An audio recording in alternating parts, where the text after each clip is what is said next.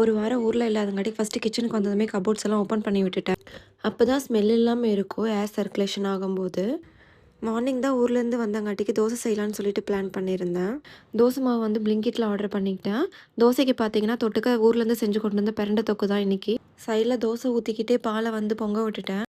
எவ்வளோதான் கவனமா இருந்தாலும் இந்த பால் பொங்கும்போது மட்டும் பார்க்காம விட்டுரும். சாப்பிட்டு முடிச்சதும் கிளீன் பண்ணிக்கலான்னு சொல்லிட்டு ஒரு காஃபி போட்டுட்டு பால்கனிக்கு வந்துட்டேன். அப்புறம் தான் ஒண்ணு நோட் பண்ணுனேன். ஊருக்கு போற அவசரத்துல நான் இந்த செடிய பார்க்கறதுக்கு மறந்துட்டேன். தண்ணி ஊத்தாம போனங்காட்டிக்கு பாதி வந்து காஞ்சு போயிடுச்சு. எனக்கே கொஞ்சம் ஃபீலிங்கா இருந்துச்சு. இப்படி ஆசையா நெட்டுன செடிய நானே கேர்லெஸ்ஸா விட்டேன். நெக்ஸ்ட் டைம் இந்த மாரி நடக்காம பார்த்துக்கணும்.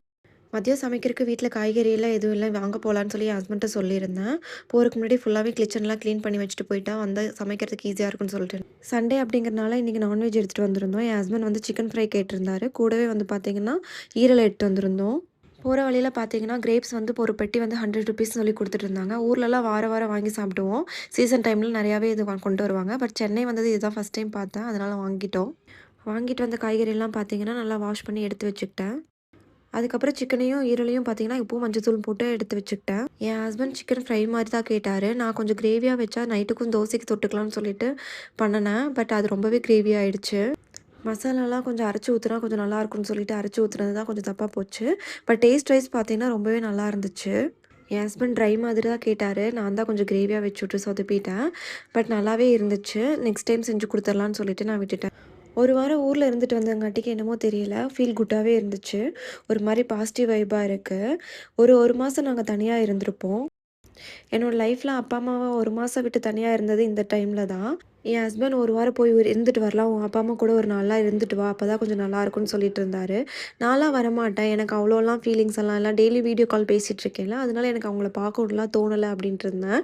ஆனா அங்க போய் ஒரு 4 நாள் இருந்துட்டு வந்ததுக்கப்புறம் தான் நல்லா இருக்குது. எவ்வளோ ஒரு மைண்ட் ஃப்ரீயா இருக்குது அப்படின்னு எனக்கு புரிஞ்சுது. உண்மையாலுமே சென்னைக்கு ரிட்டர்ன் வந்துட்டு மார்னிங் எந்திரிக்கும் போதெல்லாம் ரொம்ப ஒரு எனர்ஜெட்டிக்கா இருந்துச்சு. அவங்கள பார்க்காததுக்கு முன்னாடி வரைக்கும் பார்த்தீங்கன்னா, ஒரு மாதிரி டல்லா இருக்கும். போகும். நான் எப்படி இருக்கும்னா, ரொம்ப டல்லா இருக்கும். லோன்லியா இருக்க மாரி இருக்கும். பட் பெருசா வெளிய தெரியல.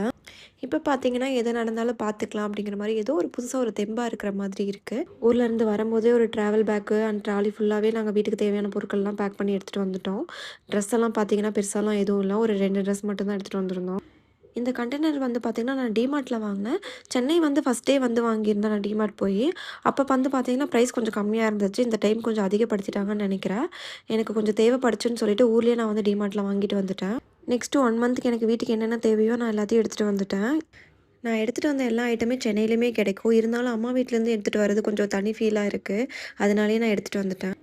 இந்த சாக்கோஸ் பார்த்தீங்கன்னா, நான் ஊர்ல ஒரு எக்ஸ்போல வாங்கினேன். அதுலேருந்து எனக்கு ஃபேவரட் ஆயிடுச்சு.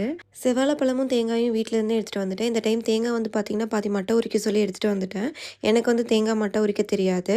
இன்னொன்னு இது 3 வீக்ஸ் ஆனாலும் உடையாம இருக்கும், இந்த மாரி எடுத்துட்டு வந்தா. அதுக்கப்புறம் அரிசி, சர்க்கரை, கருப்பட்டியெல்லாம் பார்த்தீங்கன்னா, மாமா வாங்கி வச்சிருந்தாரு. காஃபி வந்து கருப்பட்டியில தான் போட்டு குடிச்சிட்டுருக்கோம். நீங்களும் ஊருக்கு போனா முக்கியமா என்னென்னலாம் எடுத்துட்டு வரேன்னு சொல்லி கமெண்ட் பண்ணுங்க. இந்த வீடியோ அப்லோட் பண்ண கொஞ்சம் லேட் ஆயிடுச்சு. நெக்ஸ்ட் வீடியோலாம் சீக்கிரம் அப்லோட் பண்ணுறேன். நெக்ஸ்ட் வீடியோல பார்க்கலாம்.